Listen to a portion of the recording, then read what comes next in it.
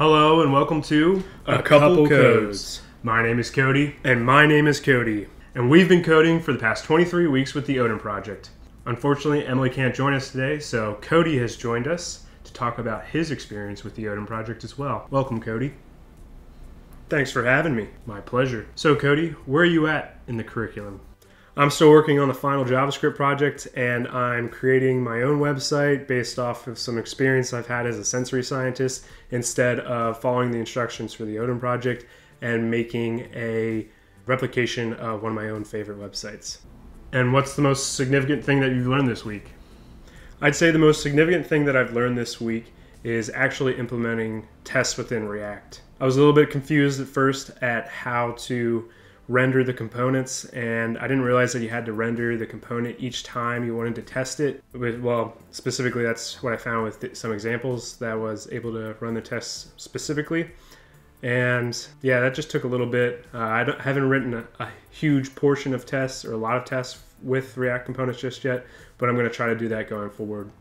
It was actually interesting implementing React tests for the first time within this larger web application. So I agree. How about any problems? Any challenges this week?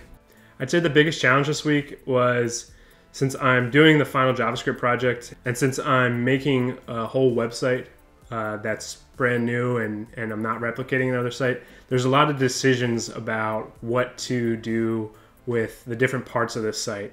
So for example, I've been working on the forms a lot lately to make the user be able to manually enter data into the database, and the forms are working fine. I have it entering the database. They look fine. I've had them separated from the dashboard though. So they've kind of been on their own pages. There's not a lot going on in the pages. It's focusing just on entering the data. So it's a little bit of a struggle now because I'm thinking, I did a little bit yesterday of testing around, okay, maybe I should put these in the dashboard. And they actually look really good in the dashboard, but then I'm realizing that there's decisions that need to be made of, okay, well, if we have it in the dashboard, what if a user clicks on another tab to go to a different page? And what do we do then? Is it going to save the data that the user has entered? Do they need to click save or submit to finalize the lexicon? Are we going to be keeping an edited version and allow them to make updates in the future with that edited version? Do we have a final or editing state? All those questions kind of come into mind. And there's definitely lots of different answers to those questions, lots of different pathways that can be taken. But I think it is just daunting to try to make all those decisions just as one person and not having any users right now. Yeah, I think you would agree with me in saying that creating a website all on its own is definitely a pretty big challenge. We've done it once before, but this time it's within a domain that's familiar, but definitely creating something new is very, very challenging.